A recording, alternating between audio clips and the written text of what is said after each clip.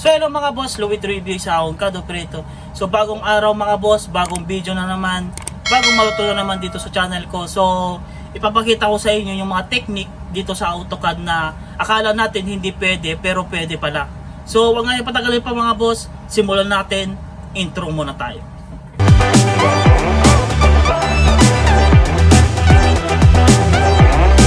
So simulan natin mga boss, gagawa tayo ng drawing title, elevation line, grid line, gamit tong multi-leader natin mga boss. Ito yung multi-leader, ito yung ginagamit natin dito lagi. Yan, yung kunwari may inaano tayong blow up or details, ito yung ginagamit natin. So hindi natin alam na pwede palang gamitin to para sa drawing title, elevation line, tapos grid line na parang ganito. So magpapakita ko ng sample ng drawing title na ginawa ko kanina. So set natin yan, tapos close. Yan. Click lang natin yan, tapos enter. Yan, diba? May drawing title ka na, pwede mo siyang palitan kung gusto mo. Yan. So ganito yung gagawin natin mga boss. So wag natin patagalin pa. So ang unang gagawin nyo, mag-new muna tayo. New. Yan. Tapos close lang natin to, off lang natin yan. Yan. Tapos makikita nyo dito sa may ano, yung mga skill nyo, dapat naka 1:1 yung skill nyo. Yan. So pag okay na lahat mga boss, pwede na tayo mag-start. So ang unang gagawin natin is gagawa lang tayo ng text dito. Yan. Annotative. Yan. Set lang natin siya ng, sa drawing title natin mga 7mm. Sa mga meters mga boss, i-convert nyo na lang yung 7mm sa meter. So gawa na lang ako ng CAD file nito sa meters mga boss.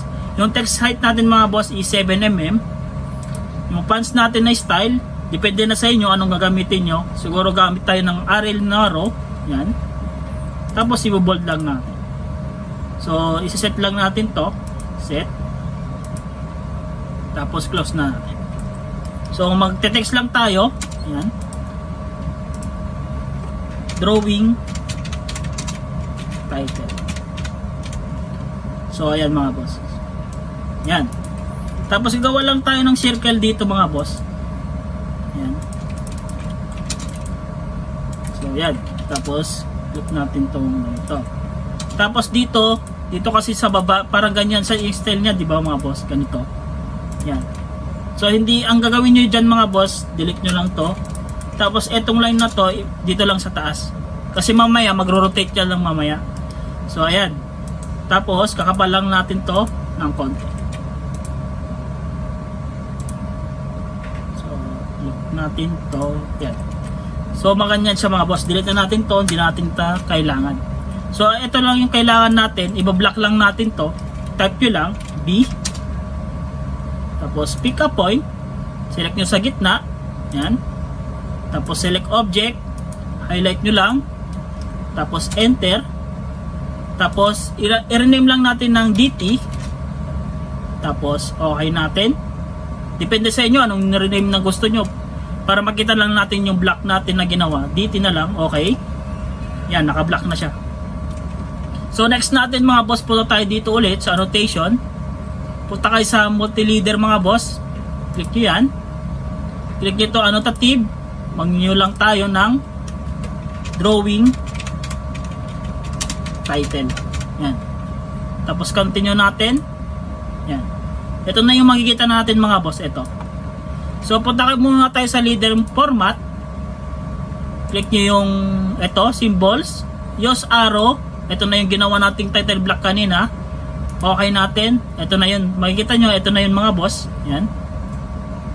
Tapos leader structure. Yan. Tapos i-close nyo lang to, uncheck nyo lang to mga to. Tapos yung content natin. Yan. Yung text natin mga boss, style is annotative. Yan. Tapos default text, so maglalagay tayo ng default text natin mga boss, ganito siya. Tapos text natin ng drawing, text tayo ng drawing title. Tapos yung scale natin sa baba, tapos 1:100. So adjust lang natin to hanggang dito. So etong mga boss is litan lang natin siya. Highlight nyo lang tong scale dito sa baba. Tapos text natin ng 2.5. Yan, para lumiit siya. Tapos space lang natin dito, adjust lang natin ng konti. So makikita nyo mga boss, itong gap nitong drawing title tsaka scale natin medyo malayo. So ang gagawin nyo lang dyan is highlight natin. Tapos punta kayo dito sa line space. Click nyo itong more. May makikita kayong ganito. Tapos check natin itong paragraphs line space. Lagay nyo lang is 0.7. Or i-adjust na lang. Kunwari, i-adjust natin ng 0.5. Tapos okay. Kung makikita nyo mga boss, medyo dumikit na siya. So i-adjust lang natin siya. Try natin ng 0.7. Tapos okay. So makikita nyo, okay na siya. Sakto na siya. Tapos close text editor. Yan, check nyo lang. Tapos punta kayo dito sa live attachment. Yan. Underline top line. Para mayroon siyang line dito. Tapos punta tayo dito. Underline top line. Yan. Tapos ito, 0 lang natin. Okay. So try natin siya kung gumagana na siya. Okay natin. Tapos set natin. Tapos close. So ilalagay lang natin dito. Click nyo lang tong leader line. Yan. Tapos ayan, enter nyo lang. Kung makikita nyo mga boss, yung ito natin medyo maliit, no? Maliit siya. So i-adjust lang natin dun sa ginawa natin kanina. Yan, multi-leader. Tapos ito, modify natin. Punta kayo sa leader format. So ilagay lang natin siya ng 1. Yeah. Depende na sa inyo kung paano yung pag-adjust nyo. So i-size nyo lang siya. Try natin yung 1 kung okay siya. Tapos set. Tapos close. So try natin yung 1. O yan. Enter. Tapos okay na siya. Kung makikita nyo, okay na siya mga boss. Yan. Sakto lang dun sa text natin. Tapos itong circle na ginawa natin. So ayan mga boss, click nyo lang to. Yan. There. Tapos double click lang natin. Papalitan lang natin to. Yan. Kunwari, ground floor. Floor. Flat. Tapos space nyo lang yung scale nya. Yan. So palitan natin ng 1:7. Depende kung 1:50 yung ano nyo. Yan. Yan. Ganun lang kadali mga boss. May drawing title ka na. Gamit tong multi-leader. Enter. Yan. So kahit madami, okay lang. Yan. Yan. So tapos na tayo dito sa drawing title. Ine-next naman natin itong elevation natin mga boss. Itong elevation. Yan. So gagawin lang ulit natin. Try natin tong isa. Depende sa inyo anong gusto nyo. Ito or ito. So try natin tong isang to. Punta tayo ulit sa new natin. Okay. Tapos punta tayo ulit dito. Yan. Gawa ulit tayo ng text. Yan. Mag-add lang tayo dito sa text ng mag-new tayo. Yan. New. Try natin siya ng 2.5. Okay. Tapos palitan natin to ng 2.5. Tapos set natin. Yes. Tapos close. Text tayo ng elevation dito mga boss. Yan. Yan. So ito lang ilalagay natin. Tapos maglalagay ulit tayo ng circle dito. Yan. So ganito kalaki siguro. Okay na yan. Ito yung gagamitin kasi natin eh. Itong parang ganito. Yan. Tapos ilagay tayo dito. Yan. Tapos yan. Dito, parang ganyan siya mga boss. Hatch nyo lang. Lagyan lang natin ang hatch dito. Tapos isusulit lang natin na ganyan. So ito yung kailangan natin mga boss. So ang gagawin lang natin is i-block lang natin to. Yan. Type nyo lang D. Enter. Pick a point. Select natin sa may gitna. Tapos select object. Ito lang yung isa-select nyo. Yan. Huwag nyo i-select to. Tapos enter. Tapos 11 na lang natin siya. Yan. Tapos okay. So ang gagawin natin is double click lang natin to or right click. Yan. Click nyo yan. Tapos right click. Block editor natin siya. Yan. Dito na tayo sa block editor. So mag-add lang tayo ng attribute. Click nyo to. Yan. Tapos yung tag natin, eleve na lang natin or elevation. Tapos ito, name. Tapos ito, eleve na lang. Yan. Tapos yung left natin yung ano natin, okay na yan. Tapos okay natin. Tapos ilalagay lang natin dito. Papantay lang natin na ganyan. So ayan mga boss. So tapos i-close natin. Tapos i-save natin siya. Yan. So ang next natin mga boss is punta tayo dito. Yan, sa multi-leader ulit. Click nyo yan. Tapos mag-new tayo. Yan. Click nyo lang muna yan. Tapos new. Tapos try natin siya ng 11. Tapos continue. Ito yung makikita ulit natin. Yung leader format natin is ilalagay lang natin ng none. Yan. Tapos dito sa leader structure. Yan. So uncheck natin to. Tapos yung content natin mga boss is lalagay lang tayo ng, palitan nyo lang tong lead, multi-leader type ng block. Tapos hanapin natin, add natin yung block natin, use block. Tapos yung ginawa natin block, ito, elevation. Okay natin, yan. Tapos next natin is, okay na yan. Okay na yan. Tapos okay na yan. Tapos tatry lang natin mga boss. Tapos okay. Set. Tapos close. So makikita nyo mga boss, i-click nyo lang yan. So ang mauuna mga boss is yung content. So makikita natin dito, ito yung content mga boss. Ito. Tapos ito yung arrowhead. So ang pag-click nyo yan, dapat mauna yung content first. Sabi niya dito. So isi nyo lang, type nyo lang C, enter. So mauna na yung ano natin. Tapos kunwari, ito, ground floor level. So okay natin. Tapos ayan ang mga boss. Tapos pwede nyo na ito i-extend. Yan. Yan. Ganito na siya. Click nyo to. Yan. Tapos kunwari second floor level. Tapos okay nyo siya. Yan. Extend nyo na siya ng ganyan. So gawa tayo ng kunwari bahay.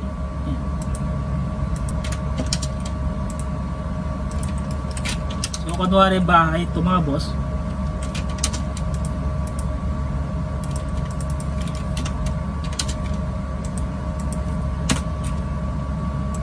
Yan. Kunwari lalagyan natin dito ng ground floor. Click nyo lang to. Yan. Click nyo lang yung ganyan. So yan. Tapos ilalagay nyo lang ground floor level. Tapos okay natin. Tapos i-drag nyo lang na ganon. So second floor naman. Ayan. Ayan. Tapos second floor level. Tapos okay natin. Tapos i-drag nyo lang na ganyan. So, mga ganon lang mga boss, di ba? Nakadalawa na tayo, yung title drawing, tapos yung elevation line natin. So next natin yung grid line mga boss. So ganun lang din mga boss. Gagawa tayo ng text ulit. Yan. Mag-new tayo. Ilalagay lang natin ng 3.5 yung text height natin. So papalitan natin yung paper text 3.5. Yan. Tapos set natin. Tapos close natin. So gagawa lang tayo ng text. Yan. Ilalagay lang natin siya ng kunwari, grid lang. Yan. Tapos lalagay lang natin ng scale sa may gitna. Yan. So tasan natin siya. Dapat kasya dito. Move natin.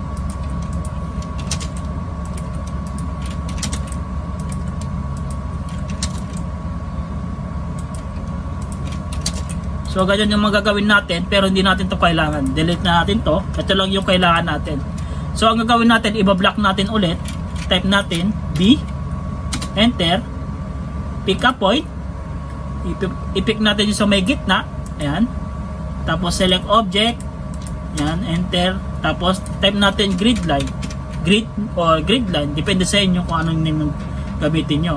Tapos okay natin, tapos i-edit natin itong block natin, right click, block editor, ito na, dito na tayo.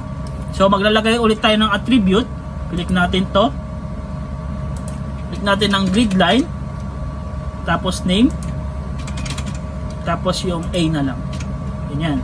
So nakaset naman nan siya, ilagay lang natin sa may gitna, middle center, ito, click nyo yan, tapos okay natin, ilagay natin dito sa gitna, ayan, magiging ganyan na siya. Tapos i-close na lang natin, tapos save. So delete na natin to, tapos punta ulit tayo dito sa annotation, ito, punta tayo sa multi-leader, gagawa ulit tayo ng grid line ulit mga boss. Click nyo to ang annotative, mag-new tayo, grid line, tapos continue natin, yan, dito na tayo. So i-off lang natin to ng none. Tapos yung leader structure, so close natin to, hindi natin kailangan yan. Tapos po tayo sa content, so punta tayo dito sa block ulit, hanapin natin yung block natin kanina, use block, click natin yan, yung grid line, tapos okay. Tapos ilalagay lang natin to dito, palitan lang natin to, yung center extend to intersection point, yan.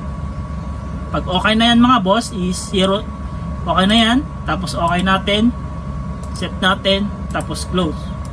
So click natin ulit to, yan, okay na yan. So ayan, may grid line ka na, yan, click natin to, okay, yan, may grid line ka na mga boss. So palitan lang natin to ng kunwari center line, itong line natin, click nyo lang to, o di kaya yung layer nyo, pwede naman. So palitan lang natin siya, others, mag-load lang tayo ng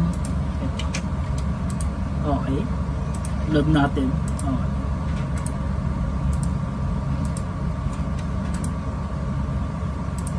Tapos okay na. So palitan lang natin to. So parang ganyan na siya. Ayan.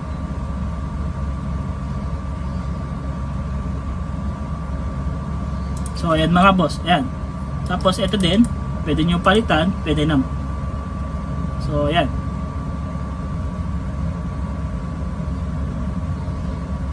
So ayan mga boss, ganyan na siya mga boss.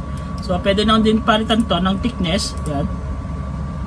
Or pwede naman kayo gumamit ng layer nyo, di ba nakapag ano kayo ng layer nyo, pwede nyo nang gamitin to. So grid line, tapos yung ano, di ba, kunwari ito, mag-add kayo ng grid line, tapos yung continuous, syempre papalitan nyo siya ng center or ano, okay, tapos check nyo, tapos click nyo lang to ng grid line, yan, magbabago na yun mga boss.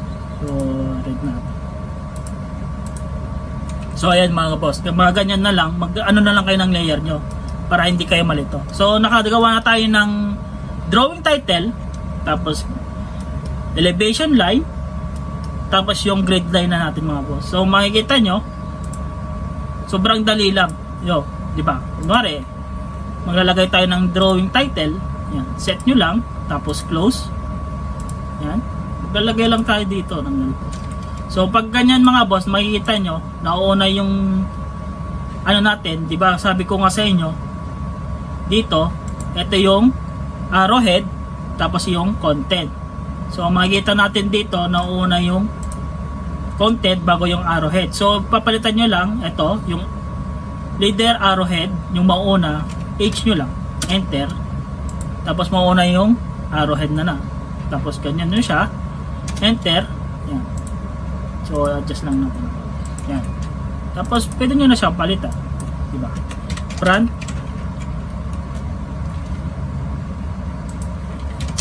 elevation. Tapos yung scale natin, space natin yung scale. Click nyo sa baba. Yan. Ganyan siya mga boss. So kunwari, itong grid line natin, lalagay natin siya ng grid line. Pindit nyo lang yung grid line. Click nyo yan.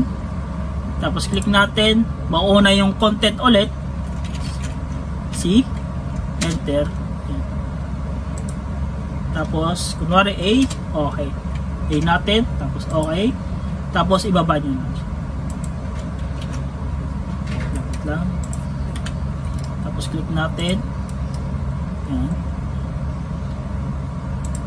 Tapos, okay natin yan. Tapos, pababa. So, may grid line ka na mga boss. So, yun lang mga boss. So, ito kayo mga boss, pwede nyo itong kunin sa akin ng CAD files nito.